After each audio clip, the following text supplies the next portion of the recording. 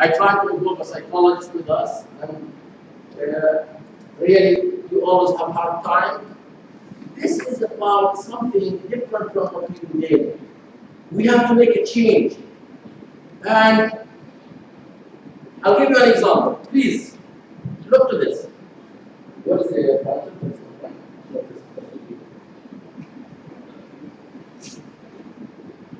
I have one in my family.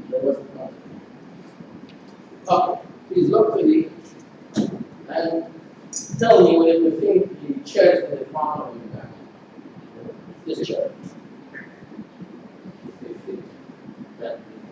Is it to the front or back? This one.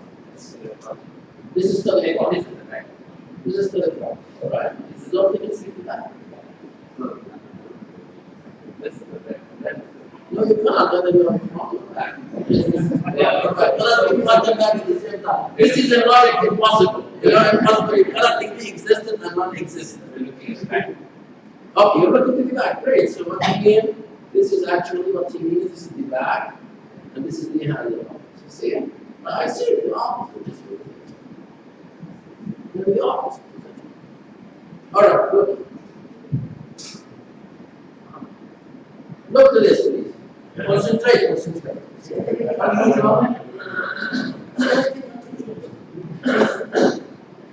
You are now really tough job in the reading, and you want to answer the question. It's face. You see something right? It's not a video, it's a little. Because your brain cannot really take all that information and you think to take certain points so at a glance as you move your brain. Is that okay? Alright, and be fair. Professor Abu Hassan. Are these slides straight or they are? How do I say? Which way are you? You know, I want to make a trick for you. That's actually my conclusion. But if you look to it, you're actually going to get it. You're getting it. But your extra brain, super brain, is that. But the first time you show this one, you think, okay, it goes like that. This is visual illusion. Now here, please, what's your name? You are just what's your name? You didn't give us your opinion. Why you are here? Why you would like to attend the course? To improve yourself. That's a very generous one. Okay, so build the same things. All right. Improve yourself. It's not the last thinking process.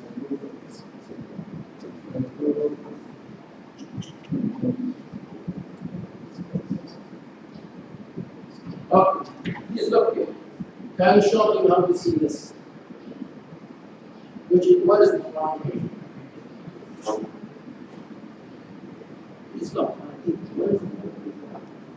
Alright, this is the front. This is the front. Or maybe this is okay, can be another. Both are okay. How am I going to see it? What are they? See how many things? 1, 2, 3, 4, 1, 2. If you are observing, you will amputate maybe either the air or the non-legged contributor. What do you see here? What's it? Again, you never do. I'm bad at this. Yes. My name is Zikri. I think it's my name is just my first name, right? What do you see here? Married, I know my gift is not here. Do you see anything else? There is a horse. Notice the horse, and this are clouds. It's much better view, beautiful view compared to seeing a man with a beard. Alright? Alright? That's the reality. I mean, you see this shining horse view of the light, you see the view. Oh, I'm not in the view, maybe myself. Okay, that's an exercise for all. Please take 30 seconds and tell me how many faces you see. And then we will see. You will walk. No, don't say it only. Just write the number so you commit yourself. 30 seconds.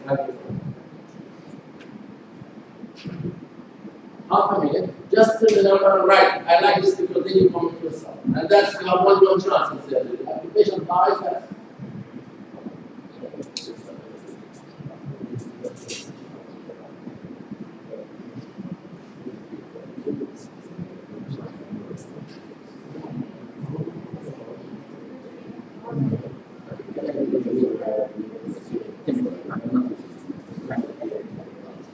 Okay, are you finished? Okay. How many faces do you see? 7. 7. Okay. How many? Who sees 17 faces? Who saw? Now this is the comment that you have to be honest. Who saw 5 faces? I only saw 3 faces. That's good. So you have different levels of attention. All right, and people are different than that. All right, this is what we spoke about the hands. So you have really you have 7 faces here. I want you to have lower than that. If you look at the way you see, you call it the hide out technique. So if you hide this, how many faces now you see? Here you see 3, isn't it? These are 2. These are also. Okay, if you hide these are 5. These are 3 here. These are 2. These are 3. These are the other 2. But where are the other? These are kids. So there are 7 faces if you really look at it. Now, is this science or is it joking? It's science. One of my areas that I really work in is road traffic collisions. And we know that if someone speaks with you, he distracts you. If you do sexting, you're distracted. You get more accidents. If you say call a phone, you're distracted. This is a study actually. The guy who's driving alone, so he's using his visual activity. Now, if someone starts talking to him, he's actually auditory area and human brain is being distracted. So, what happens here? There are people who are really general. That's the pattern most probably. There are people who go more deep and try to analyze it. Each of them is important, but we want to see how to do it. All right? All right. Now, I think just a bond with time. We finished 2 of our works. We'll compensate for them. We finished. Why are we here? It's very clear here. We know exactly what is needed. And then we've done something fun. We realized that the brain can mislead you if you just don't teach it. Now, this is the most important picture. I'll give you 1 hour. And it may be interactive. That will give you the basis of clinical reasoning. And it's in a book of emergency medicine. I'm happy to email it to you, but I tell you, this material is not to be distributed. It's actually to help people think. It's not intermediate, but I'm happy to send you the book 3. It's in a big, I think, 3 chapters. One of the chapters it speaks about methods of decision making in medicine. And that will be, you will find literature on that. Okay. So now we go understanding. That's a lecture. Interactive lecture. All right. You've got that once. I get to take a lecture.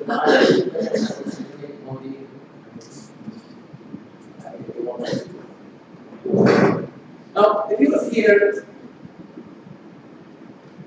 clinical reasoning is actually the scientific methods of medicine. It's the scientific methods of research to apply things. This is the scientific methods of medicine. And it divides into 2 things: medical inquiry and clinical decision. Where do you think this medical inquiry in this area? Can you tell me what about medical inquiry? You did mention this before.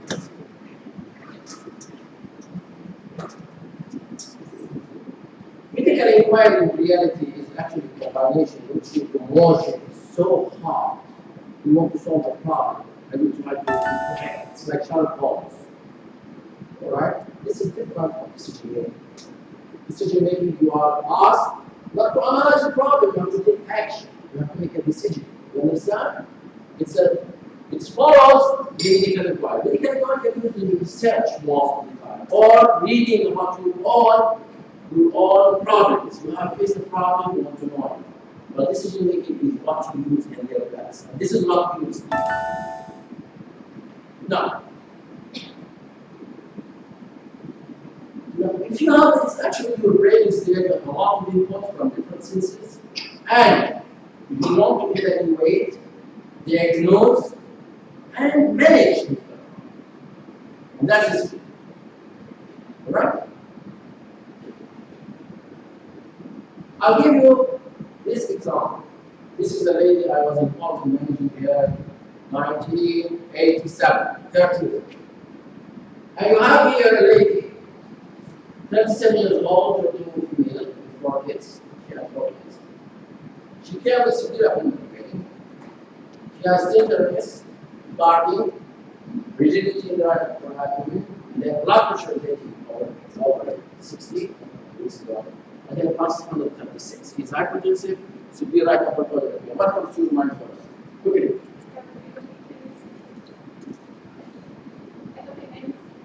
Ectopic pregnancy, great. Right upper quadrant pain. What's your consultant? What's your decision? It's like she's in shock, right upper quadrant pain. She's actually sudden. Correct? Your impression as a clinician. Of course, excellent, but that's all what I do. You have an impression, you have a gut, you have a feeling. This is we call it, we'll see it's the red gut. What do you think? What do you think of your impression? You have to formulate an impression, you should act.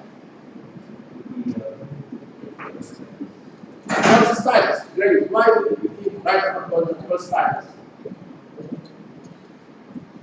What's your impression of this? You know, it's here. You have got in the emergency room, writing, shock, right upper quadrant pain, gut, intelligence. What would you do? It's the medical would be different. What's your impression?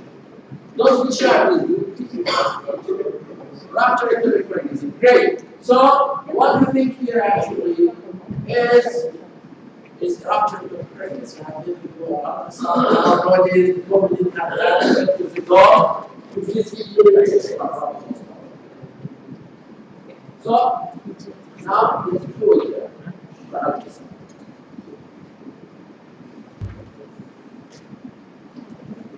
So, now it's not clean. You see, I added the fluid. Can the acute cystitis? Fluid in the abdomen, shock, right upper quadrant pain. What comes into your mind? You know, this is the way we build up our thinking process. You started with it from the start. That's okay. He started with acute cystitis. That's okay. Can acute cystitis cause shock? I'm just looking at the history now. Anyone who did not take it? All of you have to go. You have to. Okay. It's good that we have history. So, you see how we built it? You have ectopic pregnancy, you have acute cystitis. Usually, there is still no as they apply. Okay. But for me, exactly what I think. It's tough for us what's called the young lady. Why should you be in shock? Common thing is shock pregnancy. You do not understand that you're shocked, you should take her to the theater anyway. You can do pregnancy this story. He did not. Okay? You can please ask someone to take this square. I don't want to. I just want to do my slide. It's confusing me. They are changing the time. It's confusing me. Alright, so there are two things. Decision making is different from diagnosis, by the way. Diagnosis is analytical methods of thinking. Decision making, shall I do an approximate or shall I not? And in reality, we don't do analysis of either. We make decisions before we reach diagnosis. You got my point? So if you dissect the process, it's not the same. We can diagnose, spend time collecting information, and you may be wrong. Let's say in trauma, and I'll describe that as well. In trauma, you can collect as much information as you want. There are studies in trauma which you do CT scan after the patient dies to see whether they have external trauma, abdominal bleeding. That's important for learning, but has nothing to do with the patient. You increase your information, but the patient is dead. So there's difference between decision making and information. The problem with emergency medicine, you have to act on incomplete information. You have to accept that, otherwise don't work in medicine. Alright? Now this lady, what she had actually this is not pregnancy, right? You are completely right, she's great. Majority will not show pregnancy.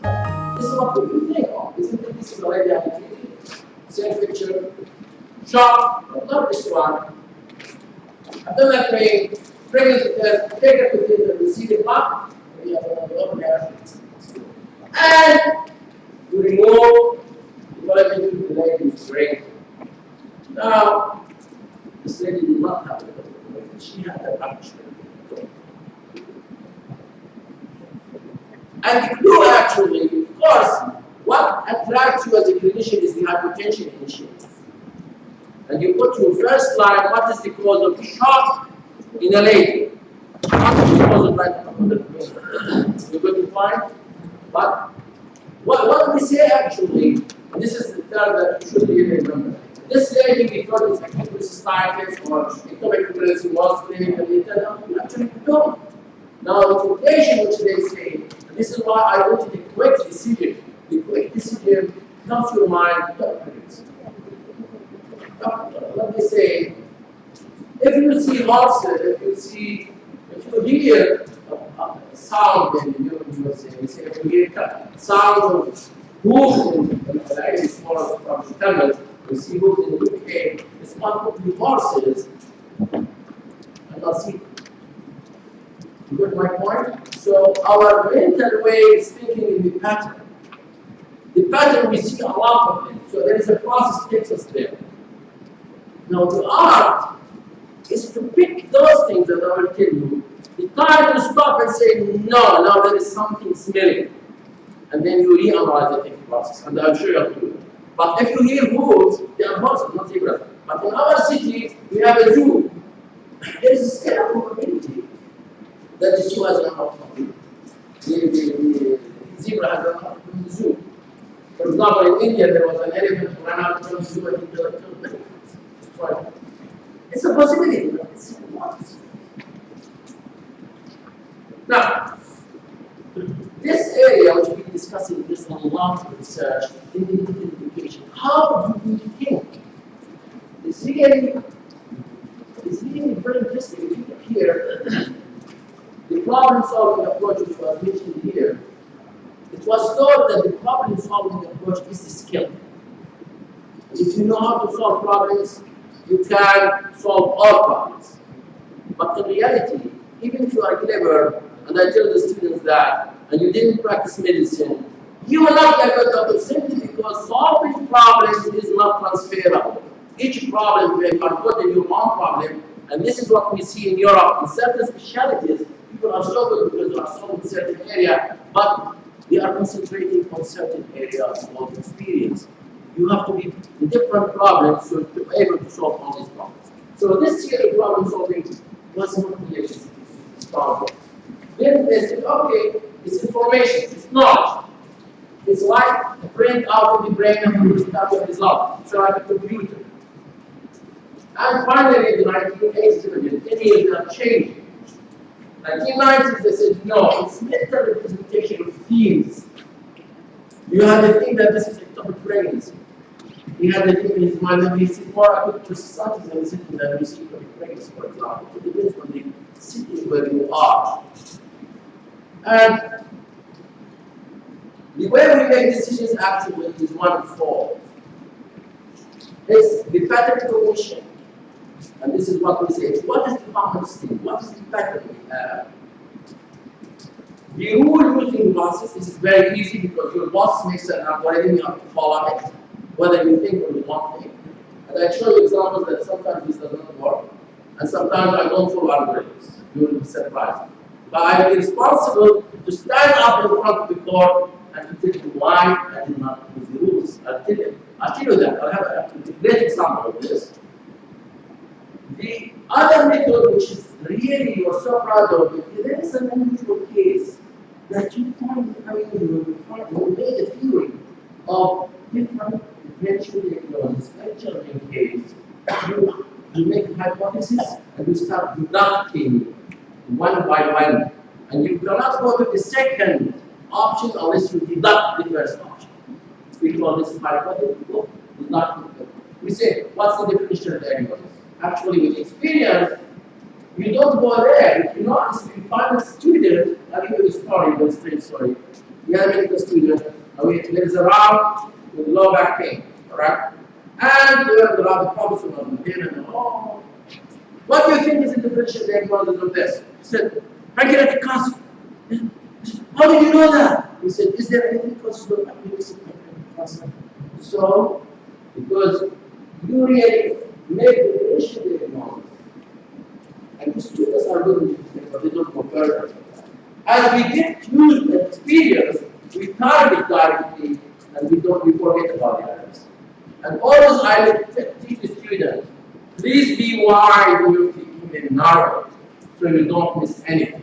Even in a quick way. If you not tell too much, you see, it doesn't fit the pattern, it doesn't not fit the pattern. And finally, which I use now, as Prof. Hassan mentioned, the new generation do not use it. New generation goes directly, for example, I suspected appendicitis. What do they do in your hospital? Take colonoscopy directly, or take them directly in the hospital in 6 hours. Suspected appendicitis. Please, any in your hospital, how you admit for observation, how many would admit for observation? Suspected appendicitis, you do not policy, admit for observation and suspected, not very clear. Do you admit for observation and do laparoscopy for diagnosis? You don't know that. Observation. I like that because it avoids the patient from being going to surgery. Not you have to wait. You wait for the natural method to show up. You don't have to take complicated anesthesia.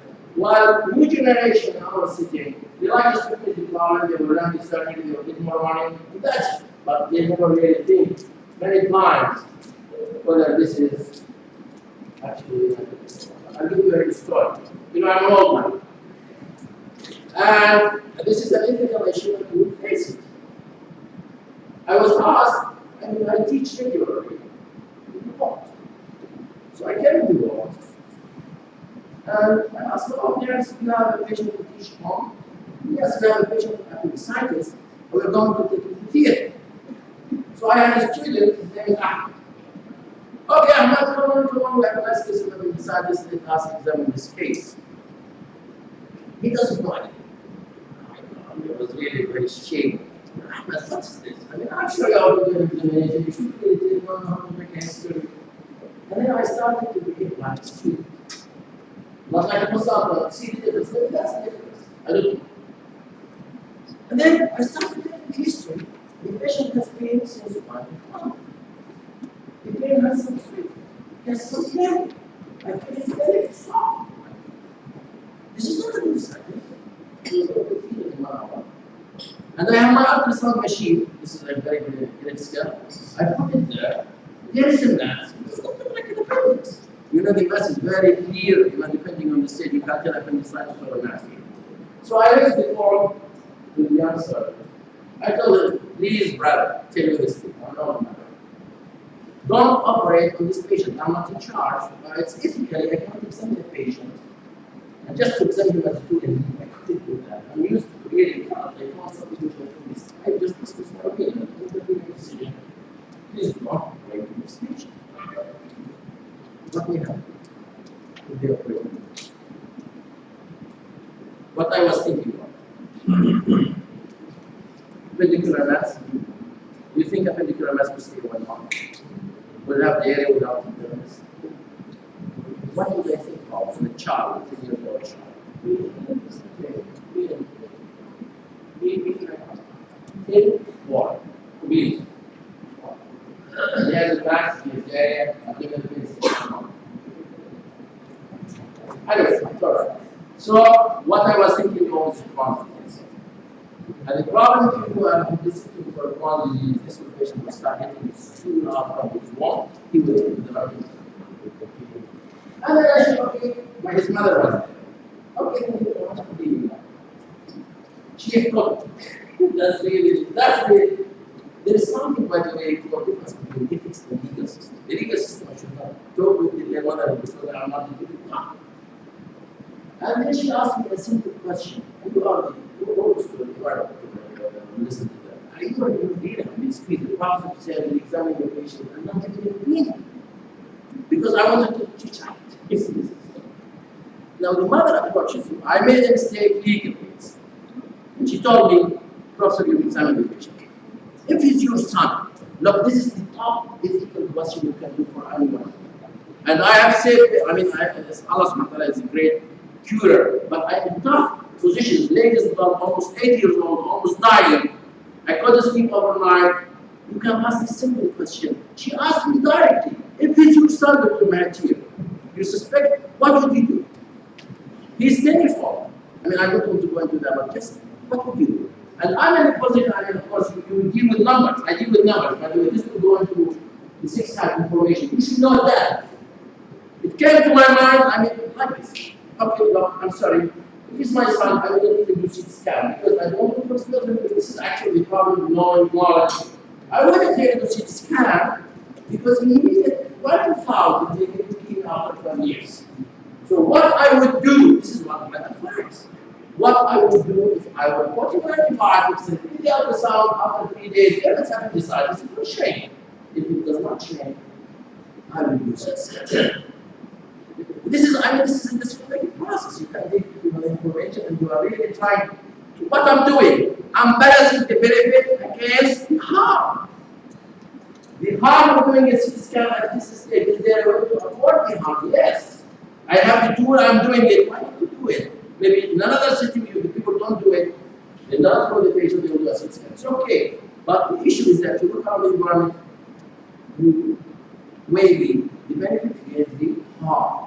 That's not. It's actually we speak about it later. Now I got a warning. If you let's repeat this out, we'll throw you out of the hospital. I tell you, remember at that time, you giving the express critical writing workshop in Malaysia. I'm so proud of it. It took me also 16 years to develop. I'm proud of that. That's what I did.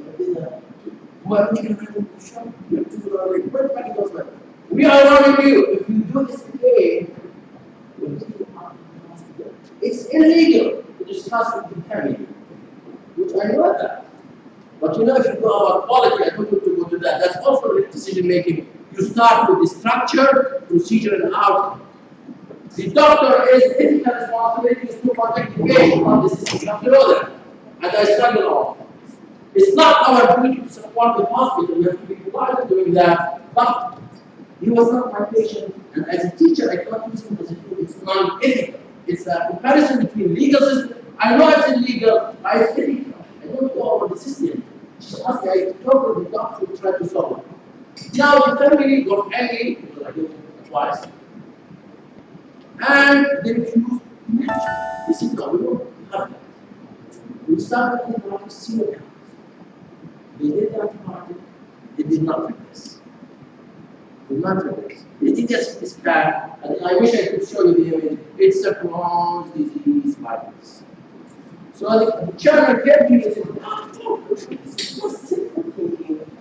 Taking the history from the patient, it's a lot of difference. So that's really to tell you why. Take the history from the patient, listen to the patient, put your hand in the patient, before going and doing things. So I will love the doctor. I love it. People say it's not cost effective, but I don't want to hurt my patients unnecessarily. Alright? But this one. Now, the pattern recognition, actually, this is very interesting. If you look at chess players, they spend a lot of time concentrating.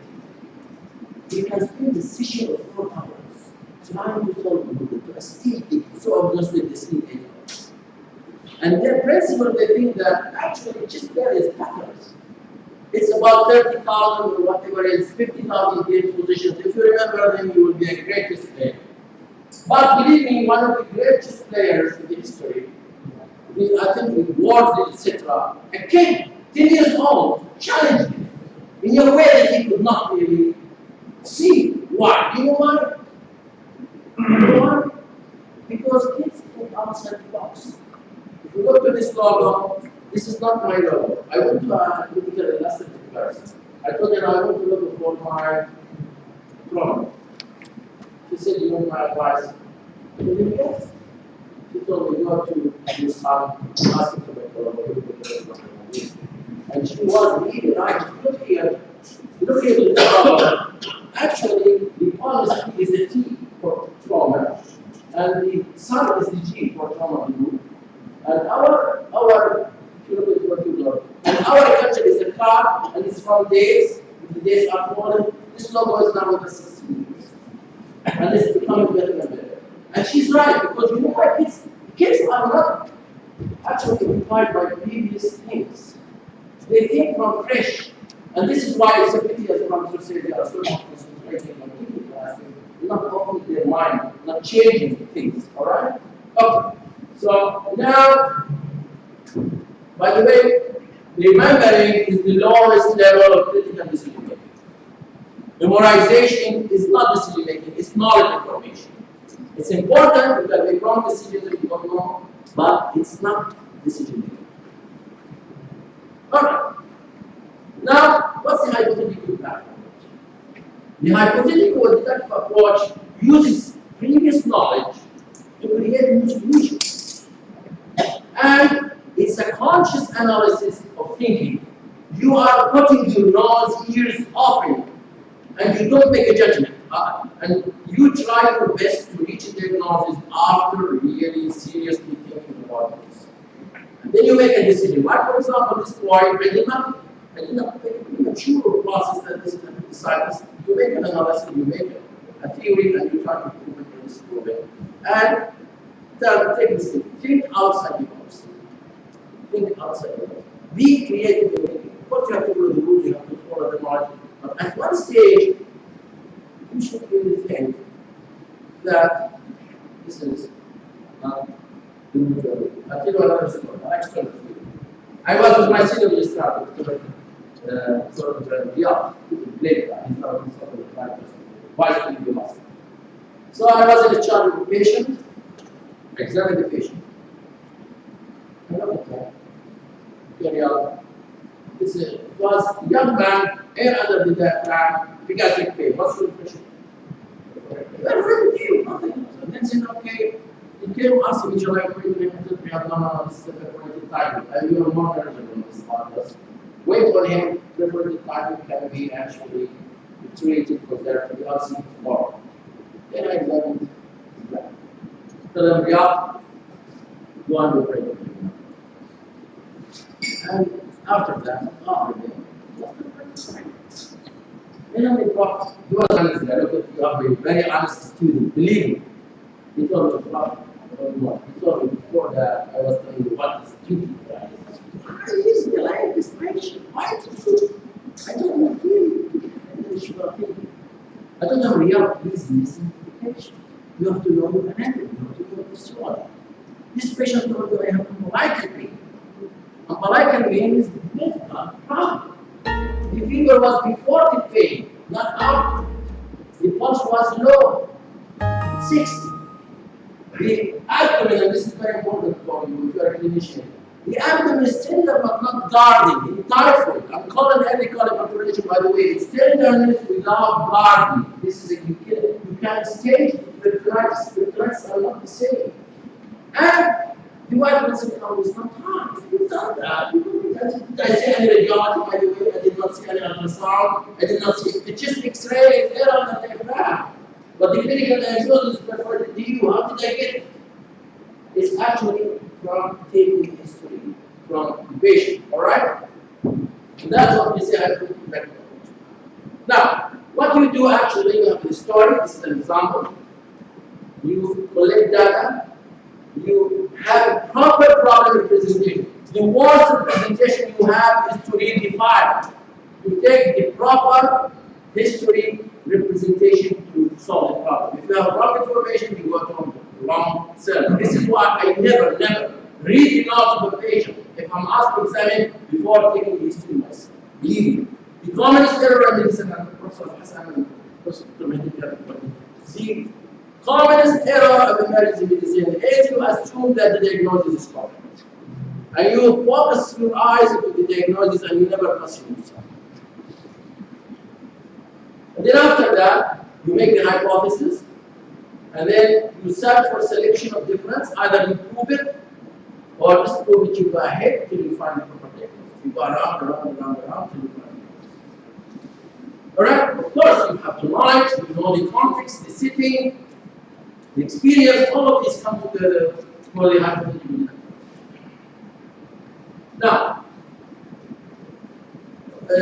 does anyone agree with the young people now writing cards? Did not write, all of you write cards? Okay, who's the youngest here? Who's more? You are the youngest person? You are the youngest, because at least you should participate. Can you tell us about your experience once you started driving? Initial driving. What did you do? Can you really, first time you have the car alone after you took your license, what can you describe your feelings? How do you feel about it? It's a mix of You're very cautious. That's what the language word. Cautious and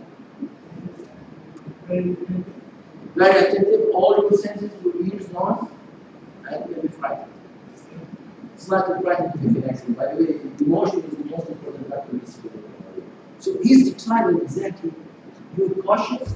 You're worried you miss something. You're opening your eyes and ears. Actually, this is actually the beginning. This is called part 1. Now, here, those like Abu Hassan have been driving, says long car, now what does he do? Alright? So, what happens, you have a lot of representation, telling you the cues. Type 1, type 2. Which one we usually use in clinical practice? The young person, they are really being attentive to all of this, they cannot explain. The more seasoned person, it's so used to it, to a stage, if you are really don't take the details of these things. It's very complicated. And actually, this is the opposite. But actually, to simplify that, it's here later on. I really, because it's written in Google, this is the way I like it. Try punching the card on top of it. There are people writing it. It's a whole style. So, in principle, there is a quick decision-making process. There is a slow thinking process. You should really know when to shift. The quick process is very good. You have a very similar system. You cannot just think, but at least you know when to switch from path to down. The good clinicians sometimes use the pattern to command 90% of it, but you should take the difference, which you should change the thinking process to be more cautious, to be more analytic, to be more careful. That's really the most deep thinking process, which really, it's really that really we need to shift from one to another. Now, this is very important. Although algorithm is the product of type, the deep thinking process type 2 actually, the type 1, their application seems to be the other type, the quick type. Algorithm actually does nothing. You make a lot, we had a consensus meeting in Bahrain, it took us 1.5 years, it's a long thinking process that the group does to make it simple for the young person just to use the pattern. So we changed the hypothetical method to a pattern for the young people. But every rule has its own side effects. Alright, I'll give you this example. This is a non-analytical process. This is an interpretation. A very good paper, you can just evaluate. Professor Ayer, digital interpretation 2004, 31. Now, you really, the non-analytical process is a combination of things that you come up with. There is a pattern. Oh, this is a appendicitis, this is ectopic pregnancy. That's a pattern.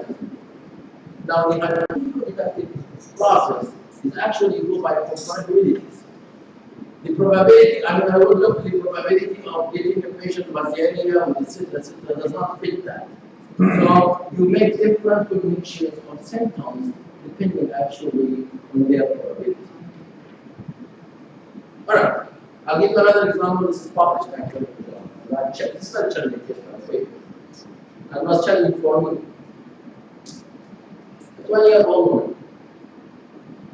Very common thing, teenagers, hair under. So she has sudden acute and her temperature, I want to leave it in deep. Temperature 36.0. She has blood pressure, she's stable, she's like high. She's tender, but relatively soft. Alright, she's relatively soft. She has leukocytosis, and then she has PhD. I see that they start all the process. I have actually a lady longer than that. With this hair under. See here, straight. Hair under as well. And I want to train on my head. And I suggest to do our part. It's a different process. But I don't know. Do you think, is there any indication, I mean, this lady should be operated or not? Who says she should be operated? Because what I'm going to say is, who says she should be operated? Okay, you say. Who says she should not be operated? I mean, you have to make a decision now. I mean, you have a young lady with great interest in your hair. And it's a simple problem. Who thinks that 300% should be operated? Every interpretation.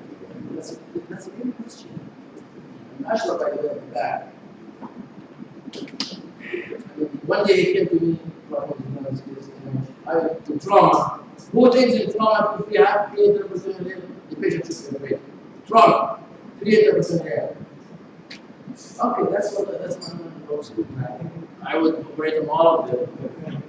This is what I will do. So that's Paul. I've been living with it for 30 years. And Ashraf came to me. This is guy in the back. Hey, no, Prof. We have a patient. We have 300% hair. And we open it and we search, but not find anything. Ashraf, what do you say? I think maybe there is a hair bleed. Maybe there was no hair. Please, take a scan to a radiologist. And this has great implications to the fear and you operate, you're going to be caught. And what the radiologist is asking you that it's free air. You look there, you know the radiologist says it's free air. I don't believe that. Wait. Then he puts 3 cases. The field of trauma. And the other one of them they didn't treat. But they didn't operate. And another one they operate, and there is no bowel injury. Oh my God, this is really. So I told him, Ashraf, to believe you, please take these 3 X-rays to 3 different consultants and let's say that there is a interpretation. And these are 6 scans. And all 3 consultants said, yes, these are 3 interpretations. So there's something wrong. And that generated a study looking into the interpretation of trauma. And this paper was just published in June. And do you know what the percentage of those who have reinterpreted with bowel injury how much probability? It's only 20%. Because in pneumothorax, it can go through the it can go through the diaphragm. So an association with the pneumothorax goes through the crura, you see here in the abdomen, you open there, it's nothing. Now here it's typical. Here, this patient didn't have trauma. This is spontaneous air. So, I told him, okay. Wait a minute, don't take a decision. I'm coming now. Why? Because I know from experience, I will tell you that latest to get perforated disease are common. They are always very long ladies. It doesn't fit my pattern of experience. It's actually the number of cells, the latest time. Not a young lady. And then I went there. I examined the abdomen. The abdomen is tender but relatively soft. Relatively soft. And I was very, very proficient actually. It doesn't fit practical, right? So now we think about probabilities. At that stage, I back. And we did our simple study. And it's published. And we have a lot of Bangladeshi males who have perforated U, but believe me, there are only less than 2% who are really females who have hair. So I'm now dealing with the probability, very low probability. And then, anyway, the decision may not be different, but I was not sure what I'm dealing with. So what I started to take the history of this. Can you tell me what history I will take before taking everything? What are the outcome? And now I'm using the hypothetical deductive approach. I have to make all possibilities of a young lady who's not married. Now this is knowledge. Okay. What can have air in the abdomen without actually other things? It's a perforating power. So what are they going to perforate? It can be the stomach, small bowel, colon, rectum. Have you ever seen foreign bodies penetrating the area of absolutely. So I started, did you eat a chicken? No. Did you eat by mistake? No. Alright, then I didn't know. And then I started, oh my God, I have to go more serious. You know that, I don't know whether you know this, it's outcome, of course, you more you are embarrassed. Because during intersection course, ladies can suck air. That's if they can buy one. No, it's true, it's true. I need to decide, no, it's true, but you go to the dictionary, that's wrong. Okay? Alright, so she's not married, she's a genuine lady. I mean, so what's the cause? No, I didn't. But is she indicated to herself? Yes. But I gave her the history, exactly that. Because I cannot take a decision. I'm old, I cannot really do that. I cannot take a decision. Now, the other thing is, whether we go for what? See how they take the process. I don't think why you go to laparoscopy. Is it therapeutic? I'm not a laparoscopy. If you know it's a perforated U, would you operate in a laparoscopy? He said, no. I just want to take one and say, doesn't make a difference. Do our life. But if I'm a laparoscopic surgeon, much better to do a laparoscopy. You see the decision? In this patient, because I'm not trained in laparoscopy, it's not a decision. But the laparoscopic surgeon, he will do laparoscopy. You understand the difference? So, my decision as a surgeon in this setting, with my experience, and the literature, by the way, does not say that laparoscopic surgery is better. They are the same. But of course, it's less hospitals. You got my point? So, at the end, this poor man, okay, it's a young lady. I have to go out and it's not a bit for you. I have to know what's coming. Alright. Typhoid perforation does not fit. She doesn't have fever. These are really small blood perforation. Does not fit. 100% closed. Really cheese. But mild, but she doesn't fit. The pain is since 1 week, it doesn't go to that. So I decided to go in. So that's the belly. Oh, great surgeon. What you going to really enjoy it. Nothing by the way. You open the belly.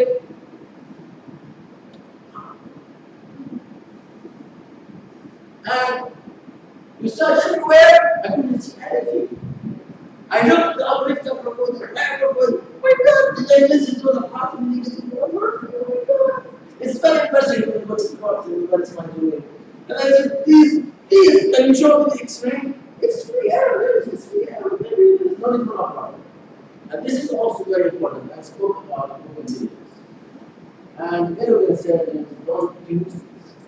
I always tell, actually, many times, secret and it's not. I tell them you are my next two eyes.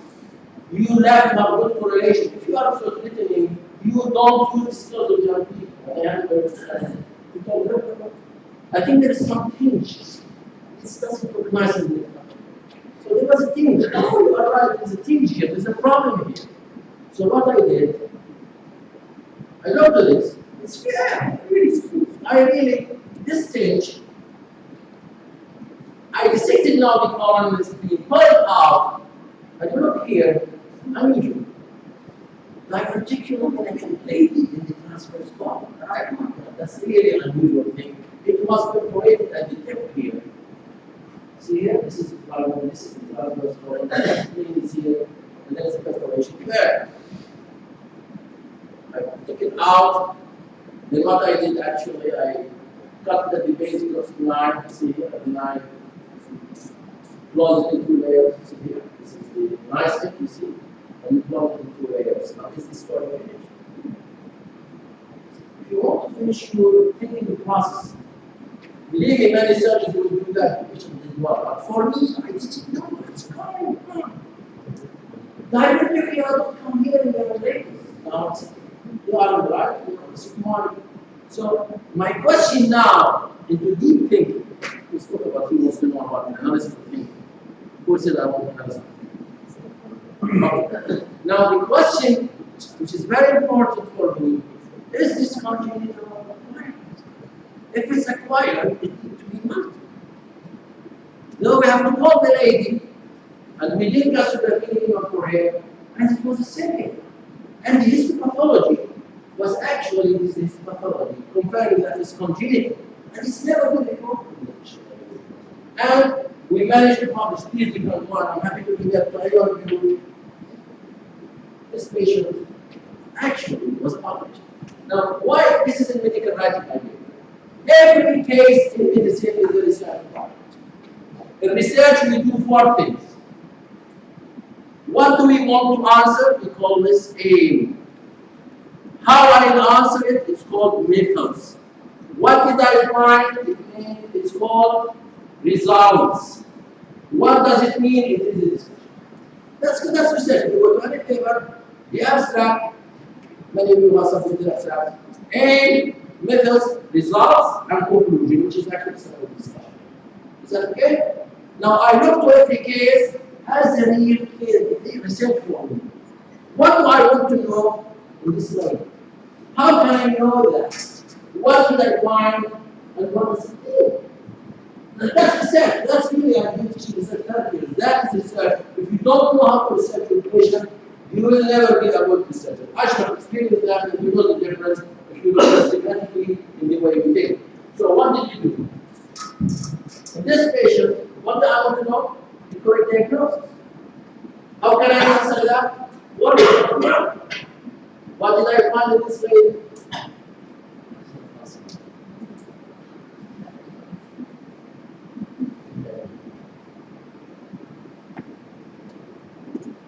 What did I find as the result? What does it mean? It's actually a message, and this actually been published in the journal. It's very, very enjoyable journal. It's very short and it presents real clinical scenarios. Now, rule using is a great process. Everyone uses it. It's actually around 8 in this pattern, or whatever pattern. These are needs a group working to make needs. And it's a heuristic, algorithm, whatever it is. Now you classify, if you do this, do that, do this, do that. So you classify symptoms and signs, take action according to them, and should be happy. You know the problem we have? The problem they make algorithms, and you follow them, and you get a mistake with function. Actually, ground rules should be protected by the hospital. And if you follow the ground rules, you are protected. If there is any case, wrong case, the hospital. You got my point? So ground rules is a very quick method. Its pattern is a simple pattern of doing things. Alright? It's like pattern 1, as I told you. It's like, pattern 2, writing to driving quickly. Alright? Now, I'll give you an example. This is a case that I manage this difficult case. He's actually from North Korea. If you look here, the 46-year-old man, he took from height, on his head, properly is stated. You see here what you see here? What do you see? Yeah, where? Bilateral. You know, how you see bilateral? It's uncovered because it falls here. It's uncovered. It's really not in the dark because there is no space for the brain and it's priority to be operating on. So they successfully went and took him and operated on him. CT scan was normal. So it's very heavy. This is completely normal. Level spin, there's no blood, there's no air. Alright? And this is very important. I mean, please take the slide of the blood. This is very important slide that Prof. trying to see there. If you are competing in this diploma, you keep the most written. If you have the ability to do both of them, you do them at the same time. But if you are the same person, you do it priority. Priority always is for external input. And then if you have chest and abdomen, the competing is for the more bleeding. You have a chest, step one, and the chest will go to the abdomen. What do you go? You have no chest. Depends. Varies from patient to patient. Because the bleeding can go from the chest to the abdomen. And you open the abdomen, there is no bleeding, it's actually from the chest. You understand? So, in general, the most difficult decisions are done if you have your IOR. So that's it. You really have to make priority on organs. But if you have teeth, it's great. This does the brain and you can say abdomen at the same time. That's very hard. But sometimes in disasters, you have to manage things alone. Okay? Now I followed this actually, by the way. It's not a it's in a book. Great surgeon, whatever person. So you call me, it's not my favorite. 5.3 in the morning, all professor special activities. What that? Is everything system? Small sounds related. So what would you do? What would you do is close. I'm speaking. Who's like to do? I would really like. I would like to go to the winner. What would you do in this patient? He's in shock. Abdomen distended. Really, blood pressure is very low, and no bowel sounds. What do you do?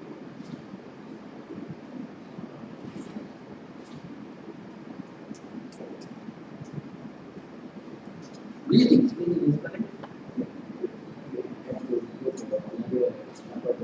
You will go for laparotomy. Who says you will go for laparotomy? Simple. I mean, it's very simple thing. I think you surgeons may go for laparotomy. Believe me. Assuming clinically, but I didn't. I have another tool. So what I did simply, I really tried to be. Why? Because CT scan is normal. It is bleeding from the side. Of course, CT scan, if you take it so quickly, they can bleed very. If you have a long period, let's say 6 hours, it cannot be. So I was really worried. What do you do here? You act. You resuscitate the diagnose. I'm not interested now in diagnose. I simply what I did is really resuscitated. This is real. With the fluids, you start to be sure. So there's no urgency really to get into the data. I want to know what I'm doing. Alright? So, I did another something. Excuse me, I'm just really, you will see a very major mistake now in the table I'm using linear part. And because we didn't have machines at that time. I have to solve a problem and we have only a needle problem. Now we have one machine. Okay? Usually don't use linear problems. Or having a list of dealing with space issue. Anyone who does not be solved? Anyway, this is the image, the image. There is really good. As I told you, you see that? And then the depth is only 600 meters. But at least now I know there's a fluid. Now, if you do proper ultrasound with your experience, you can tell that this fluid is really causing the bleeding. Presence of fluid alone is not enough. From experience, for example, we had one patient with a fluid that is not very impressive. There's fluid and shock. I said, no, that's not because of bleeding. You need a lot, 1.5 liters at least, and you can see it nice. He had spinal shock. He has spinal. So there are two things. There's the fluid and volume of fluid is another thing. And experience will always related how much really is bleeding. Now there's fluid, but I'm not sure whether this is actually maybe 24 hours. You ask yourself, this fluid is it blood or is it actually blood? Because there is no organ injury. The kidney and spleen are okay. Why would they have fluid and shock? You get my point? And then what we did, I decided actually. Now, if you go to the systematic review, this is now algorithm and systematic review. If I take it to the laboratory, as you mentioned, I know I will be only corrected 25%. If I take patients on air in the abdomen similar to Ashraf, I will be accurate only 20%. So I need to collect more information. I am not in a rush. The patient is not dying to make a decision about that. And the way to do it, what they advise, you do diagnostic peritoneal lavage. Can I ask a question here? How many of you have done diagnostic peritoneal lavage in patients? How many have done diagnostic peritoneal lavage in patients? You are also doing the ultrasound. Okay, and that's a skill which you are missing. You are able to declare your sheet in that as a medicine physician. It's very important in disaster medicine. You don't have a disaster sheet, you don't have anything. You have to diagnose peritoneal lavage. If I'm not sure about the diagnosis as this, I have to do this.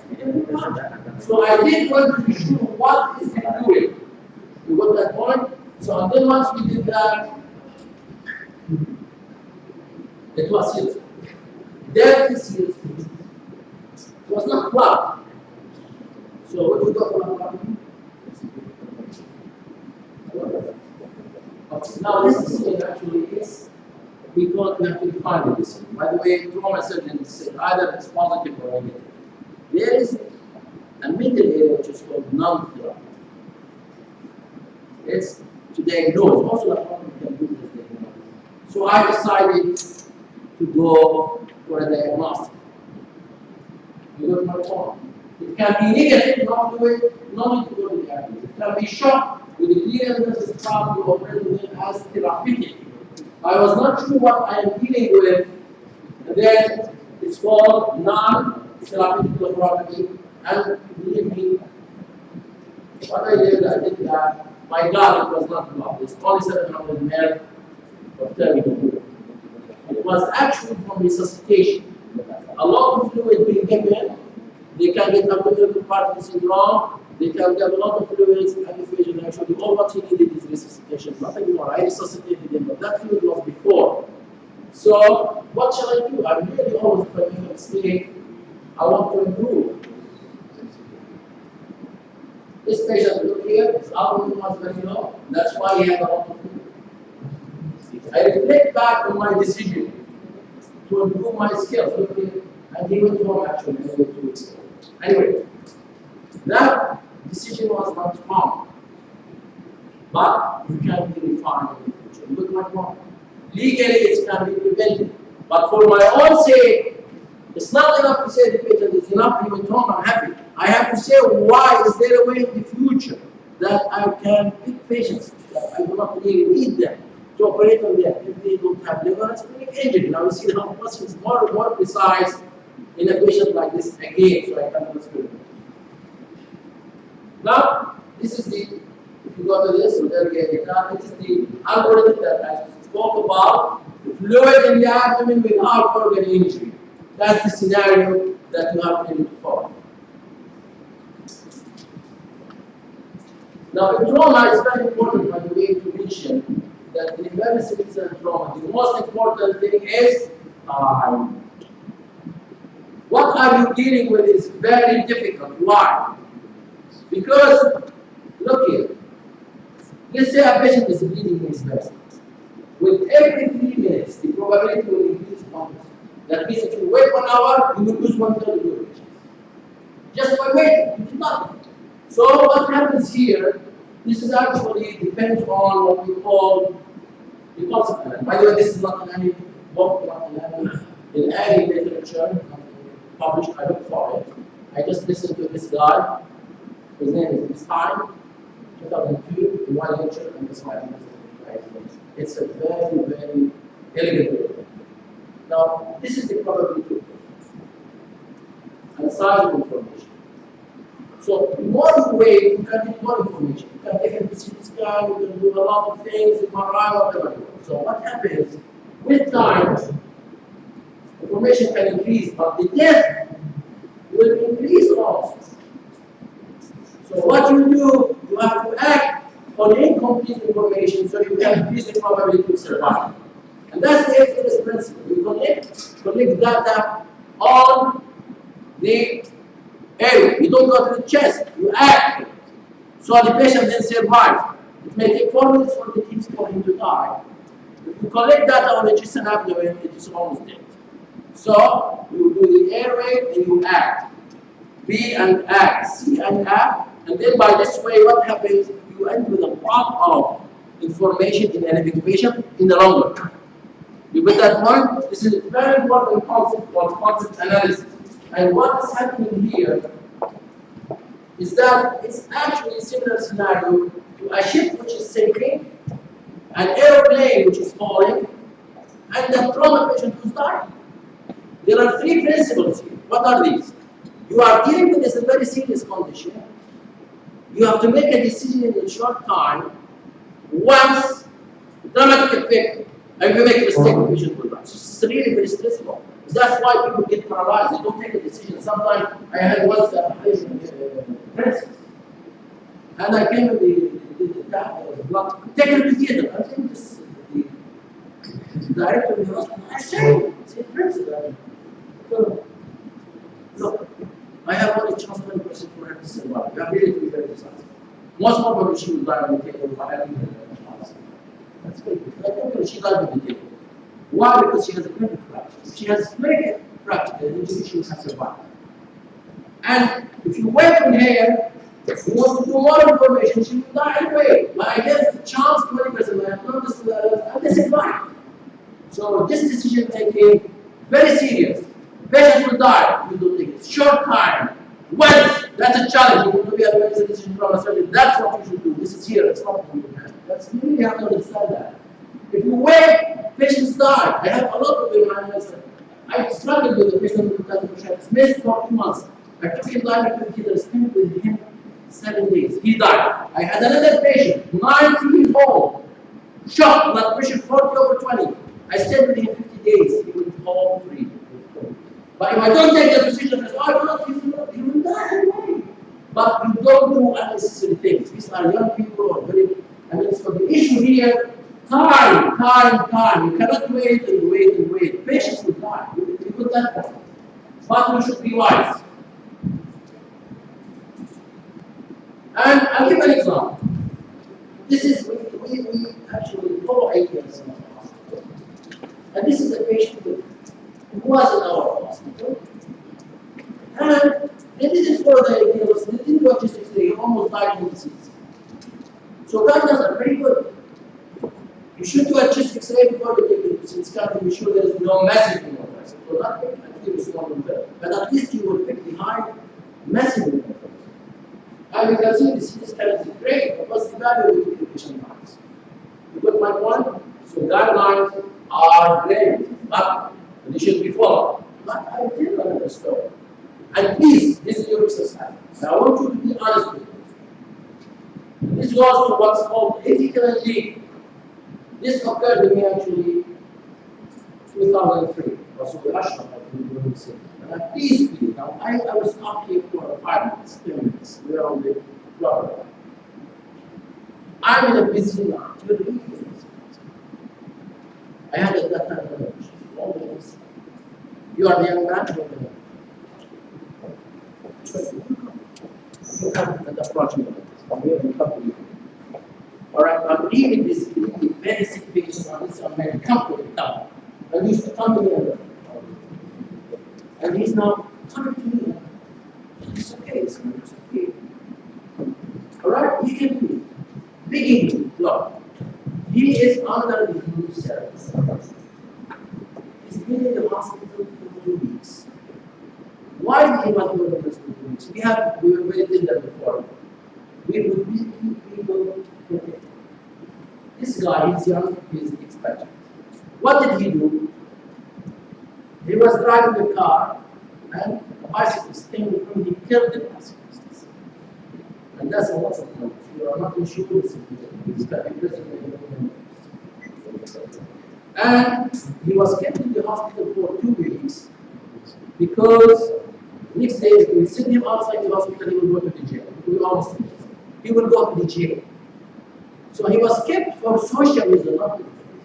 Now we have this patient here who has been involved in a road accident. He has some headache, he comes to you like this.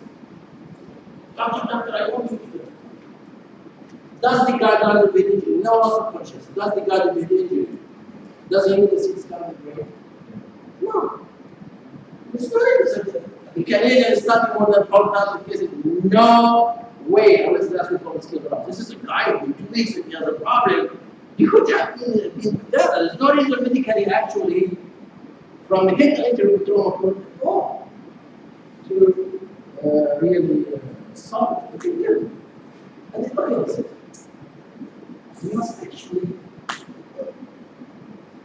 be please, please. No one listens to me. It's the one who's going to jail. He's going to jail. I feel child from the old school and I'm passionate. That's my problem. And I really, please, I'm so busy, you know how busy I am, a lot of patients are sick. You are under another consultant. You surgery, I'm going to do for you. You're okay. And then I went clean. So I said, okay. All right, what shall I do? I just want to go. So I was illegal. I should legally, I shouldn't touch it. So I told him, simple, 2 questions. Believe me, 2 questions. Because I was big. And to be experienced in clinicians, you ask 4 questions. I told him since he told me since I was working since 2 months.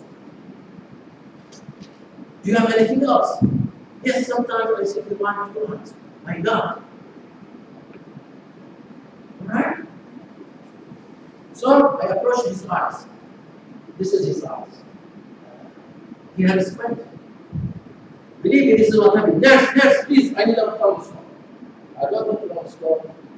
Believe me, one of the most dramatic things. So, I'm sorry to do a CT scan for this patient. Please do a CT scan. Large meningioma.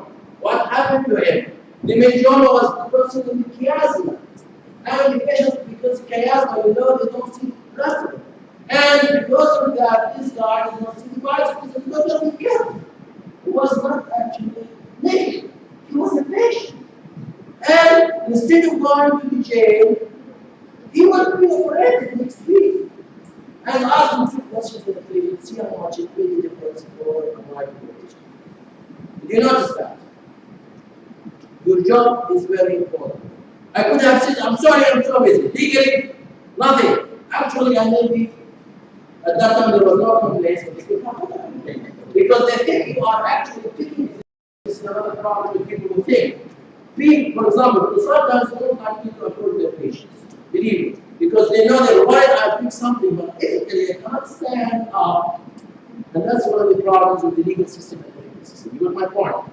So, did it make a difference? 2 simple questions made a lot of difference. Anyway, just the naturalistic method, I've already mentioned that. If you have suspected appendicitis, you wait, you show. But the naturalistic method, there is a big problem. It's called payoff. The payoff, you should not miss the serious cases. For example, if you have a gastric pain and a long plan, you shouldn't miss an MRI. If you have really, if you are worried about mesenteric arterial occlusion, these are the most serious things you have really to worry about. Now, I'll give you another example of a liver trauma. You can treat patients conservatively. This is a severe liver trauma with fever, high bilirubin. You follow them clinically. I decided to conserve on them. And this is one of the art here is not to operate. And many surgeons will go on just doing his very and they will find nothing and there will be no problem.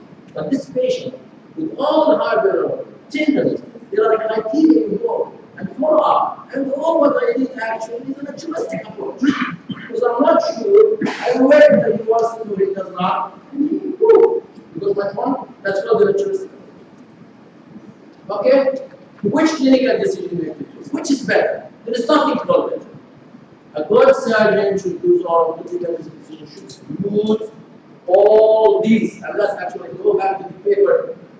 Please, Eva, and I'm happy to email to anyone. I'll give you my card. It's here. Please read it. I'll give you my card. Anyone who asks me to send it, I'll send it. I usually do because someone is interested in asking for it. It's in my computer. Alright? And it doesn't matter which one. You should know what to check. The art is to check from this side to that side, from this side to that side. Alright? And I like really to go to this side just because you are really very interesting. Can we have the voice side here? A very interesting video we can. Can I have the voice side?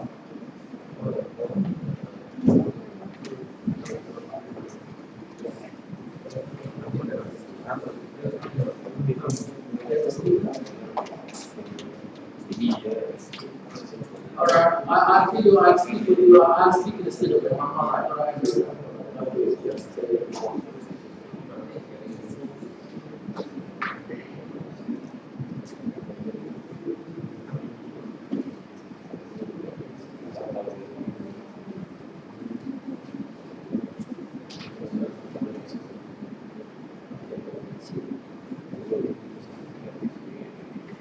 But I must say that because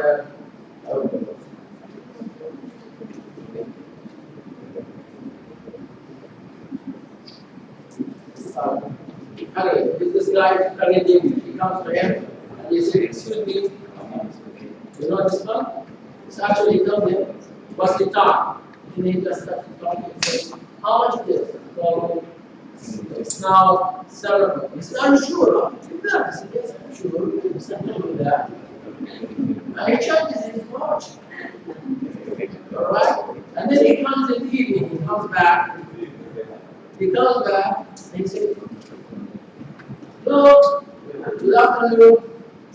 What's the time? Great thing. What's the time? What? Hey, what's the time? Oh, again, on the same thing. It's now 7:15 p.m. So what the hell is this? How can you know that? Exactly. It's impossible. Tell me how you do that. I said, just listen. So that's summarizing the whole thing, the difference between pattern diagnosis and deep diagnosis. Please use the deep diagnosis. We have to break it down.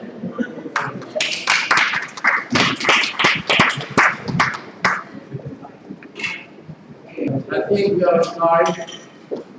That's great. I'm really happy. 11:30 will come on time. So we actually we'll have a lot of fun. This is actually theory. It's just to it will be much easier.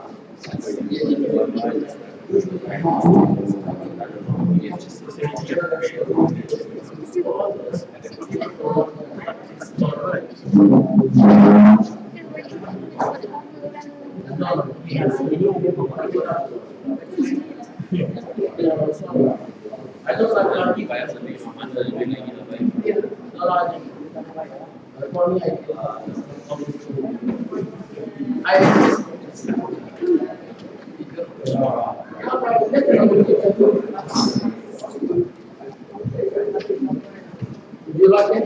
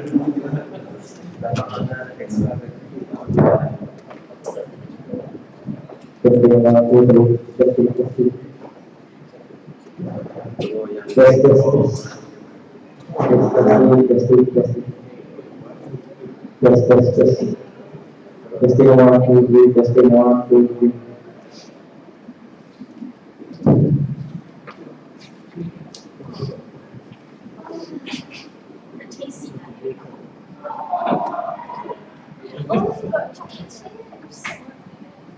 Oh, chocolate chips.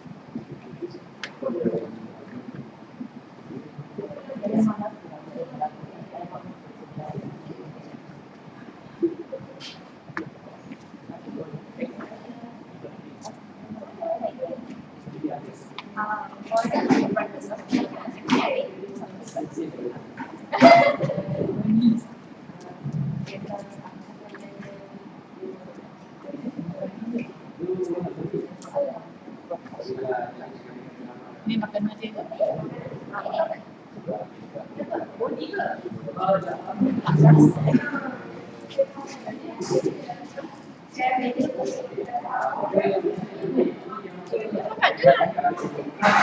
Yeah, we're paying attention to it. Ada yang yang sebelah kan, yang sebelah slot kan.